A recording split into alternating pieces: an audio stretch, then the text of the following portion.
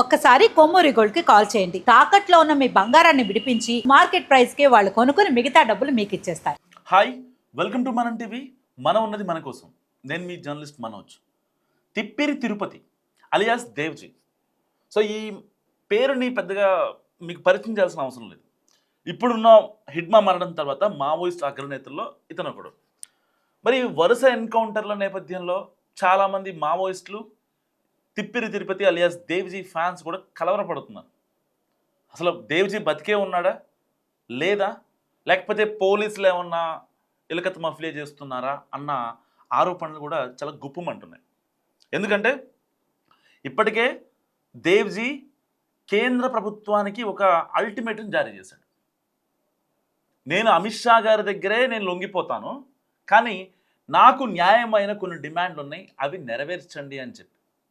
ఎవరైతే మావోయిస్టులకి ఆతిథ్యం ఇచ్చిన ఆదివాసీ ప్రజలు ఉన్నారో వాళ్ళకి మౌలిక వస్తువులు సౌకర్యాలు కల్పించాలంటూ ఒకటి ఇస్తే, ఇప్పటిదాకా మావోయిస్టులను ఎవరైతే అరెస్ట్ చేశారో వాళ్ళందరినీ రిలీజ్ చేయాలంటూ కూడా కేంద్ర ప్రభుత్వానికి అల్టిమేటం జారీ చేశాడు.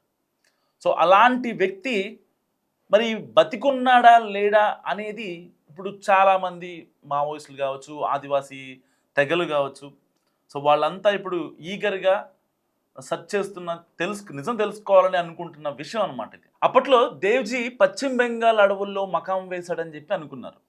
దాని తర్వాత రూటు మార్చాడు. ఛత్తీస్గఢ్లోని దంతెవాడ జిల్లాలో ఆయన మకాం వేశాడని చెప్పి కొంతమంది మాట్లాడారు. లేదు, సుక్మా జిల్లాలో ఉన్నారు.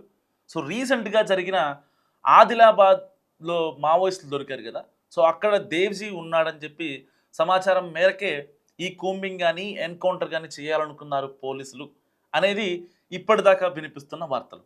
కానీ అసలు దేవ్జీ ఎక్కడున్నాడు ఈ విషయం ఎవ్వరికీ తెలియదు. కానీ దేవ్జీ హిడ్మా అడవుల్లో ఉండి ప్రజల తరపున పోరాటం చేస్తుంటే అలాంటి వ్యక్తికి దేవ్జీ అనే వ్యక్తి మేనలుడవుతాడు. సేమ్ ఒకే గ్రామం.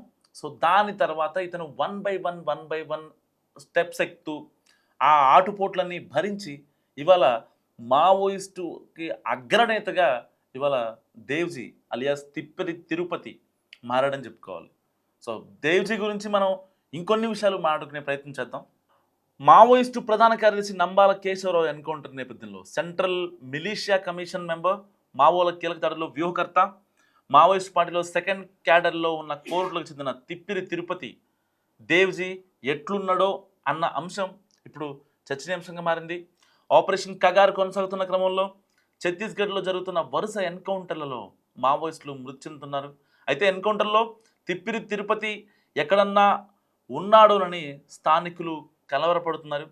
అయితే మనోటిది ఆర్ఎస్యు నేపథ్యం. కోర్టులోని అంబేద్కర్ నగర్ చెందిన తిరుపతి 1983లో డిగ్రీ చదువుతున్న క్రమంలో రాడికల్ స్టూడెంట్ యూనియన్ భావజాలానికి ఆకర్షితుడయ్యాడు. ఆ సమయంలో ఏబీవీపీ, ఆర్ఎస్యు, విద్యార్థి సంఘాల మధ్య గొడవలు సాధారణంగా జరుగుతున్న క్రమంలో పోలీస్ కేసులు నమోదయ్యాయి. 1983లో చివరిలో తిరుపతి అజ్ఞాతంలోకి వెళ్ళిన సమాచారం. సో దళ సభ్యుడి స్థాయి నుంచి కమాండర్గా పనిచేసి అంచెలంచెలుగా ఎదిగి ప్రస్తుతం మావోయిస్టు సెంట్రల్ కమిటీ మెంబర్గా, మిలీషియా దాడుల్లో వ్యూహకర్తగా సెకండ్ క్యాడర్ హోదాలో పనిచేస్తున్నారు. ఛత్తీస్గఢ్, మహారాష్ట్ర, ఒడిస్సా ఏరియాలో తిప్పిరి తిరుపతిని దేవ్జీగా పిలుచుకుంటారు. మిలీషియా దాడులు జరిపి నిమిషాల్లో అక్కడి నుంచి తప్పించుకోవడం తిరుపతికి వెన్నతో పెట్టిన విద్యగా చెప్తారు.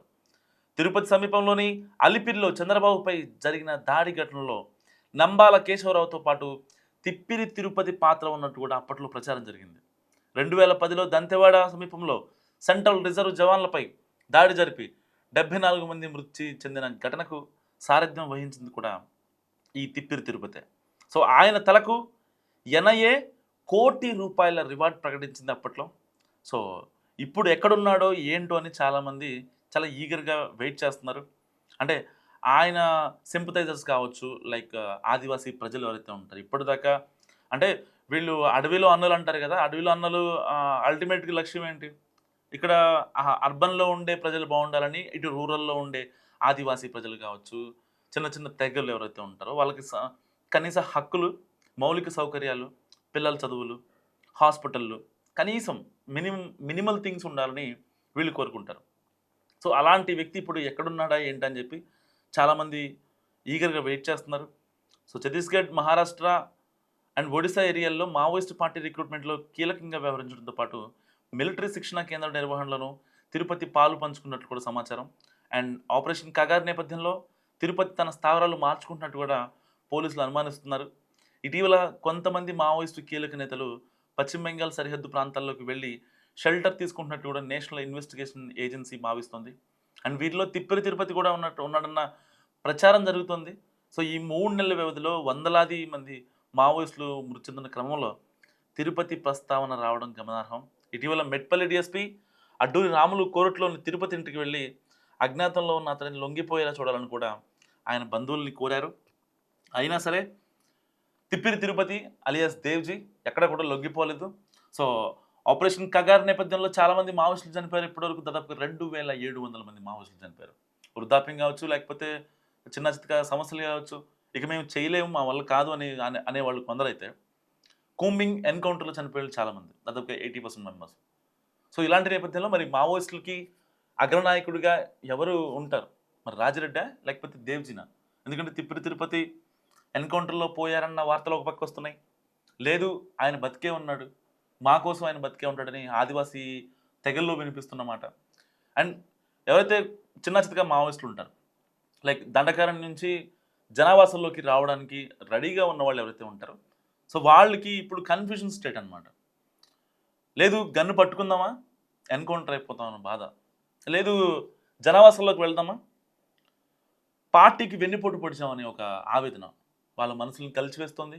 సో మరి ఏం జరుగుతుందో చూడాలి. ఎందుకంటే దేవ్జీ ఒకవేళ లొంగిపోతే కనుక సో కేంద్ర ప్రభుత్వం కొన్ని కండిషన్స్ పెట్టింది కాబట్టి, సో ఆ కండిషన్స్ నిజంగా యాక్సెప్ట్ చేస్తే ఇటు వీళ్ళు సేఫ్ అవుతారు, ఇటు వాళ్ళు సేఫ్ అవుతారు. నిజంగా దేవ్జీ ఎందుకు ఈ డెసిషన్ తీసుకున్నాడు అనే దానికి చాలామంది మావోయిస్టులకు కూడా అంటే ఒక ఒక ఒక ఒక మంచి భావన ఉందన్నమాట. అంటే ఆయన ఏం చేసినా మన కోసం చేస్తాడు, మన మంచి కోసం చేస్తాడు, ఎలాంటి ఇబ్బంది ఉండదు ఆయన చేస్తే. సో ఆయన ఒక డెసిషన్ తీసుకున్నాడు అంటే దానికి రెస్పెక్ట్ చేయాల్సిన అవసరం ఎంతైనా ఉంది. అంటే ఒక ఒక కమాండర్గా, ఒక చీఫ్గా కాకుండా ఒక మానవతావాదిగా. ఎందుకు మానవతావాదిగా అన్నానంటే, ఆయన్ని మానవతావాది అన్నానని చెప్పి నన్ను ఒక అర్బన్ నక్సలైట్ కింద ట్రీట్ చేయకండి. ఎందుకంటే రీసెంట్గా జర్నలిస్టుల మీద కూడా ఎన్ఐఏ సోదాలు చేస్తుంది. రీసెంట్గా మన తొలి వెలుగు ఛానల్ రఘు అన్న పైన కూడా ఎన్ఐఏ విచారించింది వచ్చి, కేవలం మావోయిస్టులకి సపోర్ట్గా మాట్లాడారనో లేదంటే ఇంకోటి అని చెప్పి. సో దానికోసం ఈ మాట మాట్లాడుతున్నా. వాళ్ళ మానవతావాది అన్నానంటే వాళ్ళు బయట కొన్ని చేసే పనులు కావచ్చు, సో వాయిస్ ఫర్ వాయిస్లెస్ అనే నినాదం కావచ్చు, ఆ 2 మాటల్ని బేస్ చేసుకొని మాత్రమే నేను ఆ మాట అనడం జరిగింది మానవతావాది అని. సరే వాళ్ళు చేసే పోరాటం న్యాయ పోరాటం అయినప్పటికీ వాళ్ళు సక్రమమైన మార్గంలో చేయట్లేదు కాబట్టి ఇప్పుడు ఆపరేషన్ కగార్ పెట్టారు. సో ఎన్ఐఏ గట్టిగా దాడులు చేస్తుంది అండ్ కూంబింగ్ చేస్తున్నారు, ఇంకా ఎన్కౌంటర్లు చేస్తున్నారు. వాటన్నిటినీ అంటే ఇటు సమర్థించలేము, మేమున్న వృత్తి ప్రకారం సమర్థించలేము, ఇటు మానవతావాదిగా ముద్ర వేయలేము. సో ఇలాంటి ఒక ప్రత్యేక పరిస్థితిలో దేవ్జీ మరి ఆయన ఆయన పెట్టిన కండిషన్స్ని కేంద్రం యాక్సెప్ట్ చేస్తుందా లేదా? మీరేమనుకుంటున్నారు? మస్ట్ కామెంట్ చేయండి. చూస్తున్నాండి మన టీవీ.